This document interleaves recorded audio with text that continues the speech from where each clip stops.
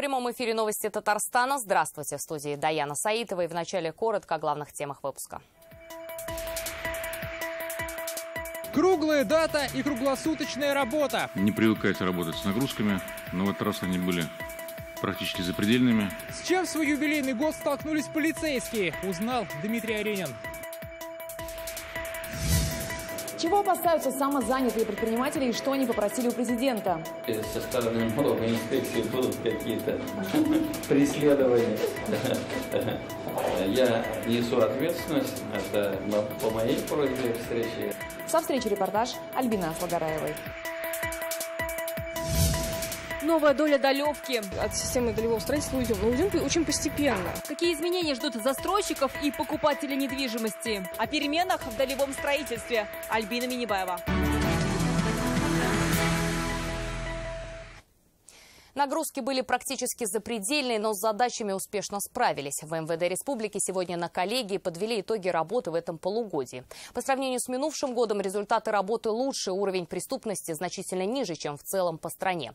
Как оценили такие результаты и какие поставили задачи, расскажет Дмитрий Аренин.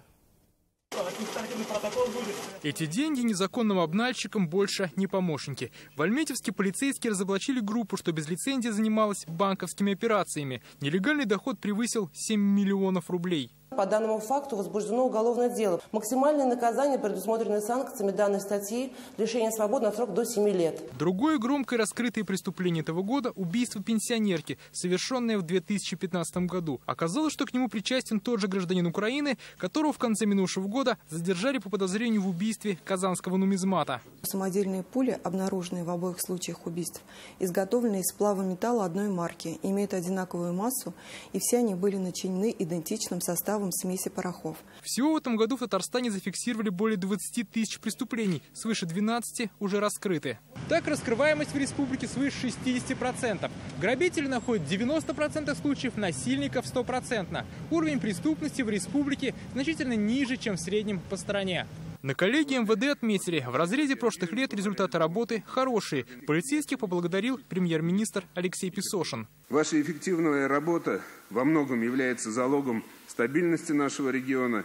Руководство республики уверено, что Министерство внутренних дел по Республике Татарстан успешно справится со всеми поставленными задачами. Министр внутренних дел Артем Хохорин поведал, что в эти полгода нагрузка на полицию выпала запредельная. К текущей работе добавились две масштабные задачи – безопасность президентских выборов и чемпионата мира по футболу. В итоге все прошло без серьезных инцидентов. Не привыкайте работать с нагрузками, но в этот раз они были практически запредельными. Мы без эксцессов обеспечили по своей линии выборы президента Российской Федерации, сдержали растущую волну протестной активности. И самое главное, на высоком уровне, можно уже давать такую оценку, решили все задачи, связанные с проведением чемпионата мира по футболу. Подытоживая, отметили, успехи успокаивать не должны. Есть еще над чем работать, чтобы татарстанцы чувствовали себя в безопасности. Дмитрий Аренин, Данил Филатов, ТНВ, Казань. Чемпионат позади, и на футбольное поле выходят теперь уже полицейские. Есть время выдохнуть после Мундиаля, азартно сыграть и спортивно отдохнуть. В честь 300-летия полиции правоохранители устроили блиц-турнир, посвященный памяти бывшего министра внутренних дел, героя России Виктора Ерина. Он родился в Казани, службу начинал оперативником. Сильнейшего на газоне определяли среди 4 команд. Кубок победителя турнира завоевал коллектив во главе с Артемом Хохориным.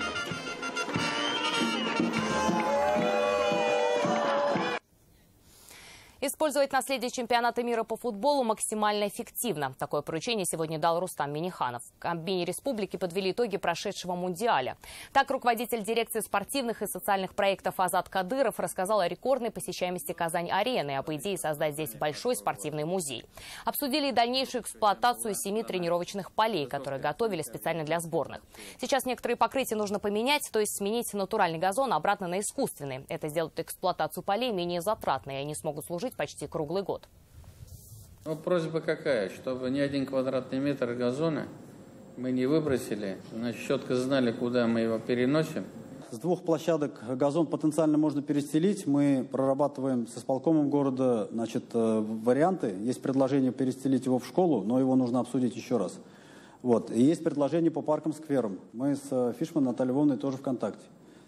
На 3 площадках газон молодой, его свернуть, перенести получится, наверное, вряд ли. Александр Бастрыкин поручил центральному аппарату ведомства взять на контроль ход доследственной проверки по факту смерти 49-летнего челнинца. Напомним, в Автограде мужчина скончался прямо во дворе дома. Следователями установлено, что все началось со словесной перепалки, которая переросла в драку. По предварительным данным, мужчина умер от сердечной недостаточности. Сейчас следствие проверяет все факты по этому делу. Сегодня на мусульманском кладбище почтили память известного религиозного и общественного деятеля Валиуллы Якупова. Как отметил муфти Татарстана Камиль Самигуллин, именно Валиулла Хазрят стоял у истоков возрождения национального самосознания и религии. Он выпустил немало книг на тему ислама, издавал газеты и журналы. Сегодня в мечети, где служил Валиулла Якупов, в его честь был открыт музей. С открытия музея стартует и 9-й Всероссийский форум татарских религиозных деятелей «Национальная самобытность и религия». Напомним, Валиулла Якупов был убит 19 июля 2012 года у подъезда собственного дома. Злоумышленники выстрелили в него не меньше 6 раз. К другим темам. Самостоятельно решать проблемы не будут, самозанятым в этом помогут. Сегодня предприниматели, работающие в основном на дому, встретились с президентом республики. Их волнует много вопросов. Основные – налоговая ставка, проверки и отчетности. Самозанятые пришли не только с проблемами, но и с конкретными предложениями. Что на это ответил Рустам Минниханов, расскажет Альбина Салгараева. Это именно процент, сколько будет уходить. Ольгу Хисамову в первую очередь волнует сумма предстоящего налога. Девушка-маникюрист работает на дому. Ее поспешили успокоить. Они говорили 6, я даже говорил, давайте начнем с 3. Значит, это, какое, я думаю, от 3 до 6, вот такой распект. Я работаю онлайн, чтобы точно так же я могла работать государственным онлайн. Я не знаю, не хочу знать, где находится налоговая, пенсионная. И чтобы налог платить, не выходя из дома, Анна Колобова учит вести здоровый образ жизни по интернету. Все документы девушка тоже хочет оформлять онлайн. Регистрация будет клики и все. Клики, да. Вы даже можете это не писать, потому что все это автоматом. Не придется ли платить штрафы, как юридическим лицам интересуются производители детских игрушек? Индивидуальный предприниматель следующего уровня системно занимается бизнесом. Поэтому нам надо, что такое самозанятый. Если индивидуальный предприниматель начнет переделывать самозанятого, это тоже неправильно.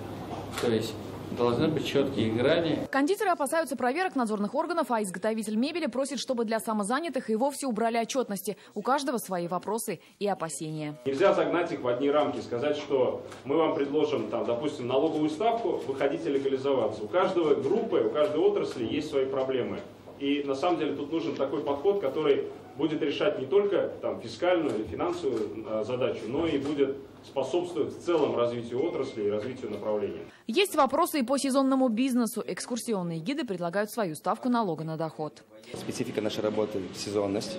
Соответственно, мы не готовы платить какую-то огромную ставку или постоянную ставку налогов, потому что сегодня этот доход у нас присутствует, а завтра он может не быть. Результат сегодняшней встречи можно наблюдать на этом листе бумаги. Опасения и идеи записывались на протяжении всего разговора. Этот план ляжет в перспективу работы в этом направлении. За этим будет следить и президент республики. Рустам Минниханов сфотографировал эти записи на свой телефон. Также среди поручений президента создать государственную программу по работе с самозанятыми при Министерстве экономики республики. Мы проведем встречу с нашими московскими коллегами, узнаем их видение. Значит, я думаю, что еще раз мы после этого встретимся. Альбина Салгараева, Александр Лобанов, ТНВ «Казань». Изменения необходимы, но мы ждем второго чтения в Госдуме. Такой отзыв на законопроект о повышении пенсионного возраста отправил Рустам Минниханов.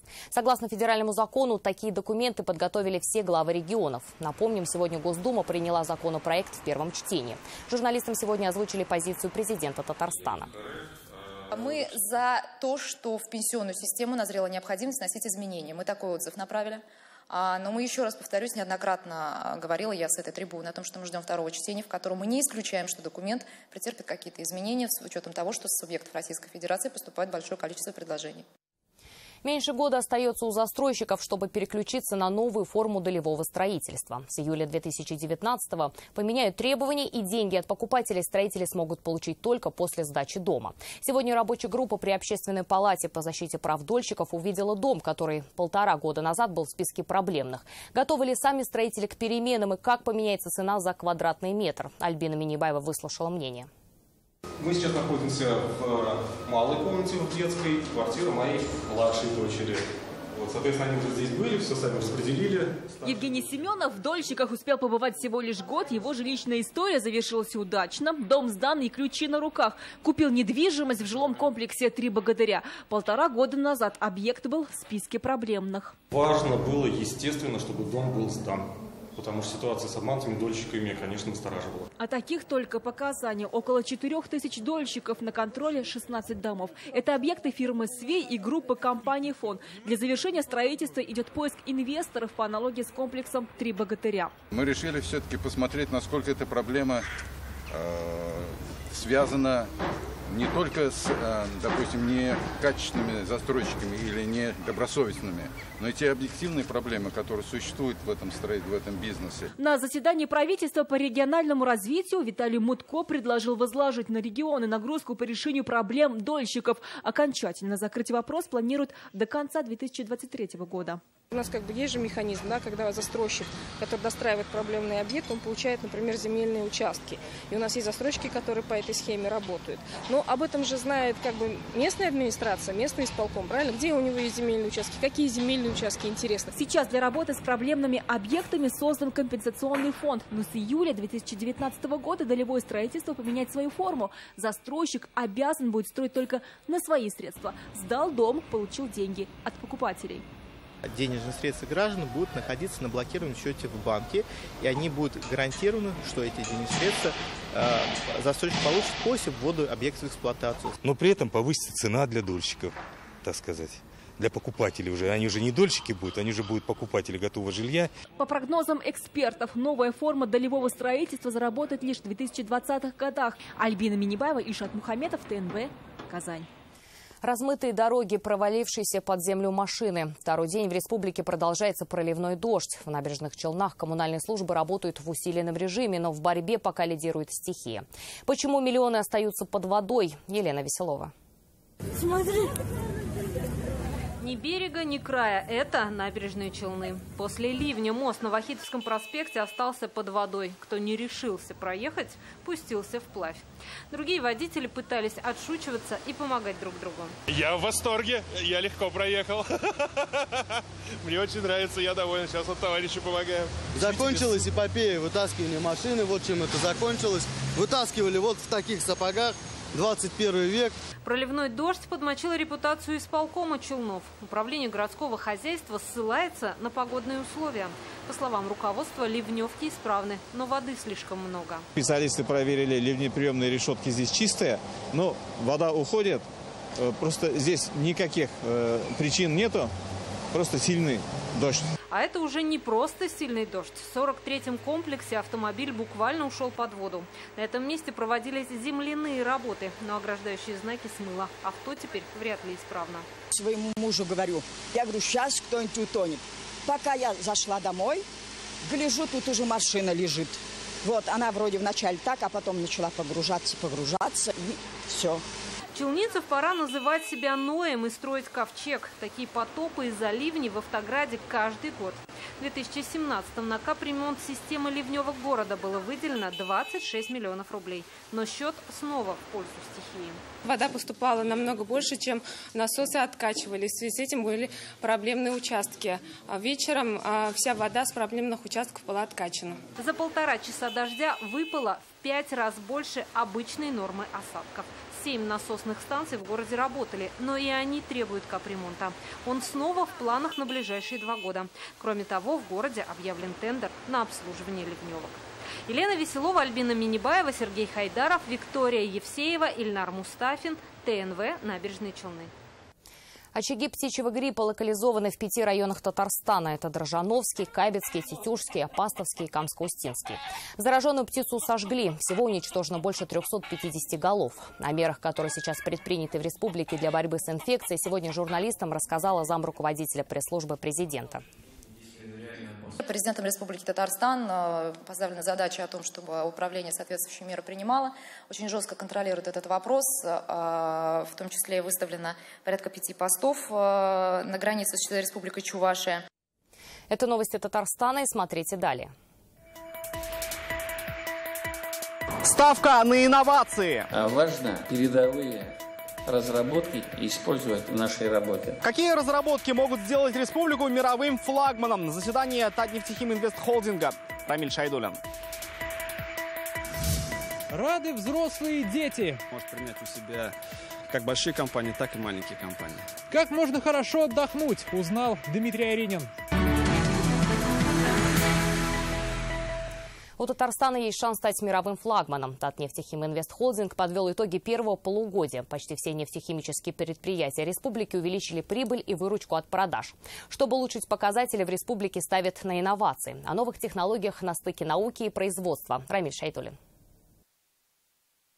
На входе сено, на выходе черное золото. Татарстанские предприятия могут взять на вооружение проект молодых российских стартаперов. Всего за 3 секунды группа вчерашних вузовцев предлагает делать из сельхозотходов сырье для нефтехимии. Наше решение позволяет из отходов органического характера делать синтетическую искусственную нефть. Для этого достаточно небольшой мусоросжигательной установки и интересы предприятий. В этом году татарстанская нефтехимия намерена ставить именно на инновации. Нам важно все эти передовые разработки, технологии использовать в нашей работе. Вообще все виды топлива влияют на все эти дела. Поэтому все делается для того, чтобы увеличить экономику, потому что без экономики ведь дальнейшего развития нет. Поэтому я не стал говорить, что у нас все будет хорошо. Я сказал, что, наверное, будут сложности. По итогам первого полугодия упали темпы производства. Кроме разве что выпуска шин, они подросли на 18%. Стало меньше полимеров, на что ученые предлагают новый метод. Не покрывать ими металл, а начать пропитывать его.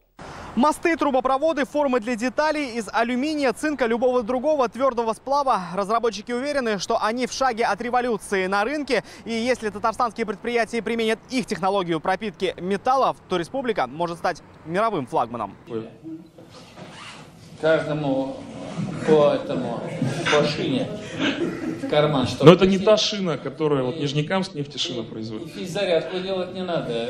Полдня походишь с этой шиной. Проводники могут быть разные. Вполне вероятно, что решение из Екатеринбурга появится на предприятиях Татарстана. Это каналы для проводов, которые быстро меняют форму. В виде модулей, стандартные элементы и любые элементы для подключения к трансформаторам, к распределительным щитам. Предприятия нефтехимии рассмотрели 5 проектов. Один из них целиком направлен на кибербезопасность. Что из этого применят в Татарстане, решится скоро, до следующей встречи, где представят новые полимеры. Рамиль Шайдулин, Марат Зайдулин, ТНВ, Казань. Молодежное правительство республики презентовало министру по делам молодежи Дамиру Фаттахову свои новые проекты. На встрече говорили о будущих планах и задавали актуальные вопросы. Напомню, молодежное правительство было создано в 2016 году. За 1,5 года было реализовано более 30 проектов. В отношении вас в целом у меня меньше вопросов, например, чем тем или иным организациям, в том числе не будем называть, чтобы никого не дискредитировать уже сейчас. Мне, во всяком случае, понятна система. Как организовать досуг детей? Этот вопрос каждый раз в летний период задают родители казанских школьников. Кого-то из ребят отправляют в деревню к родственникам, кому-то разрешают играть на компьютере. А вот об отдыхе детей сотрудников Казань-Оргсинтеза позаботилось предприятие. Подробнее в нашем сюжете.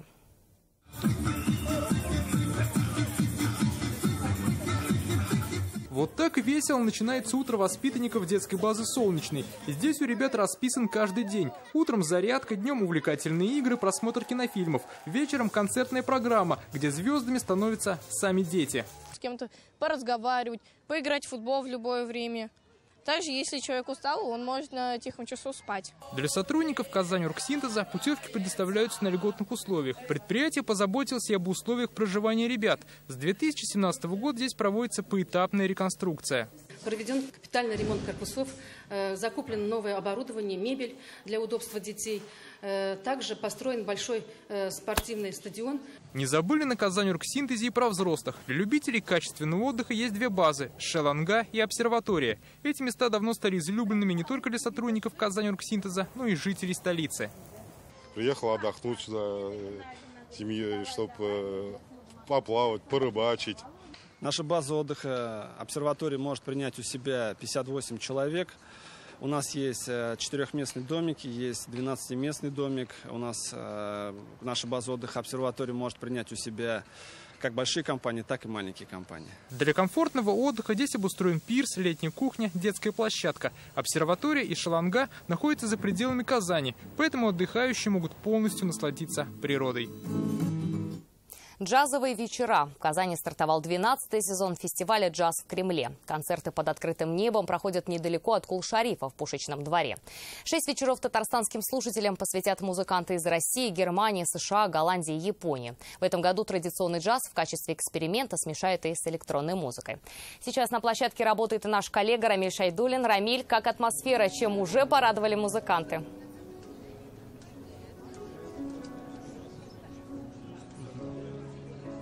Да, Даяна, вечер добрый. Музыканты только начали играть, и, наверное, сначала сыграет только хорошо проверенный временем материал, и до импровизации времени еще не дошло. Хотя импровизация — это то, чем славится такая музыка.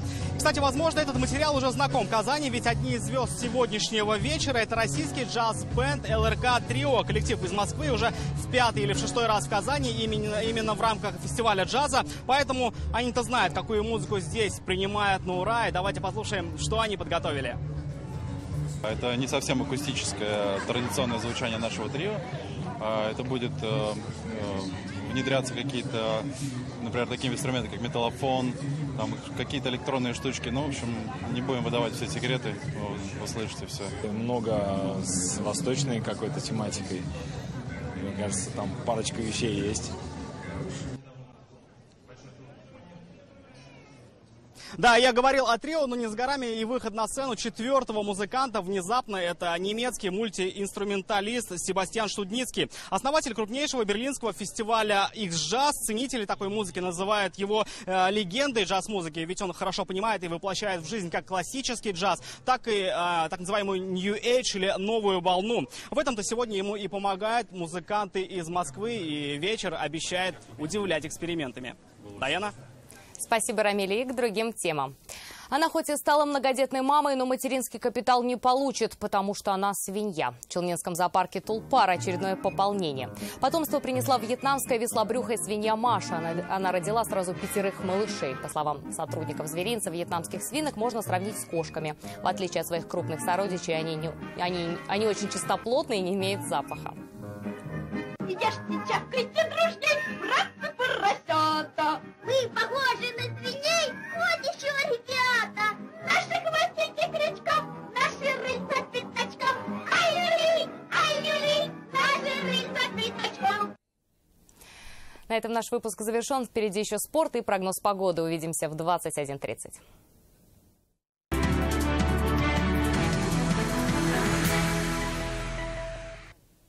Добрый вечер. Новости спорта на ТНВ, в студии Алмаз Гафиятов. Татарстанские тэквондисты завоевали 3 медали на спартакиаде молодежи России. На пьедестале почета оказались представители татарстанского «Динамо». Честь республики защищали 6 молодых спортсменов под руководством наставников Сергея Титкина и Алексея Лукьянова. По итогам боев титул чемпионки спартакиады завоевала мастер спорта международного класса Юлия Миуц, выступающая в весовой категории до 67 килограммов.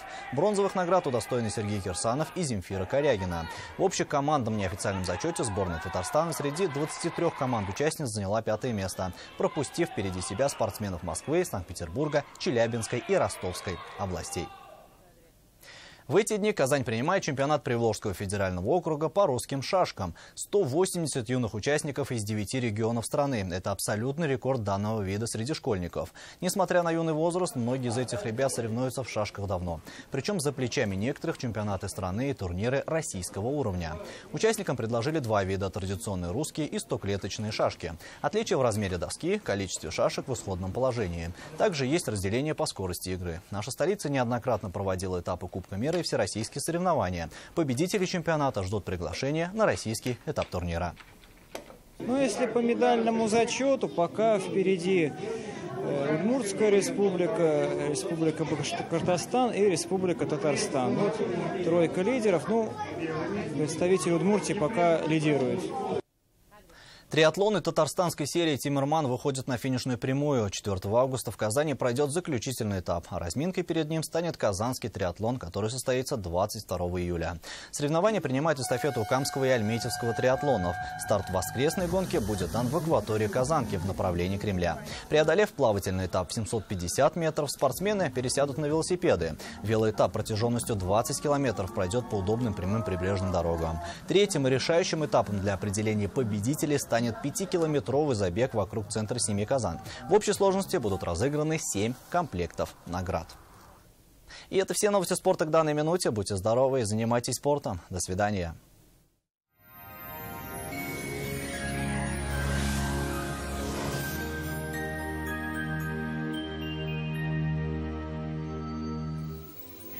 Здравствуйте, вы смотрите прогноз погоды на ТНВ.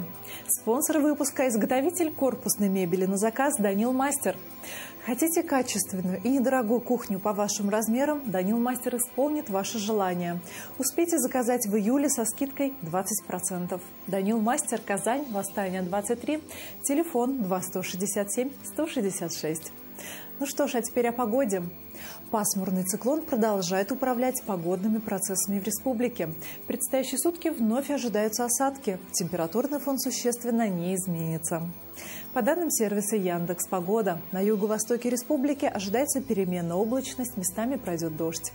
Температура воздуха составит плюс 25 градусов. На северо-востоке пройдут дожди, там будет до плюс 25. На севере Татарстана облачно, местами дождь и тоже плюс 25. На северо-западе Татарстана плюс 24, временами ожидается дождь. На юго-западе республики тоже пройдут дожди, там температура воздуха составит до 26 градусов тепла. В центре Татарстана облачно, местами дождь, плюс 25. В последующие сутки в республике ожидается повышение температур. В Казани открылся Центр лечения заболеваний позвоночника и суставов, клиника «Доктор Осна» Ямашева, 11. Не терпите боль, вернуться к полноценной жизни – это просто. Когда сустав болит невыносимо и отказывается работать как прежде, остается заменить его на протез. Медицинский центр «Доктор Ост» предлагает иные современные решения – ударно-волновую терапию и плазмолифтинг. Благодаря инновационным технологиям стало возможным помочь пациентам любого возраста с проблемами суставов любой сложности без операций и протезирования. В центре могут помочь уменьшить боль, укрепить суставы и повысить их эластичность. Не терпите боль. Запишитесь в «Доктор Ост». В Казани ожидается переменная облачность, возможен дождь. Температура воздуха составит плюс 26 градусов. Ветер восточный, слабый. Атмосферное давление 751 миллиметр ртутного столба. Влажность воздуха 77%. Магнитное поле Земли спокойное. Это были все новости о погоде. В студии была Маргарита Павлушина. До свидания.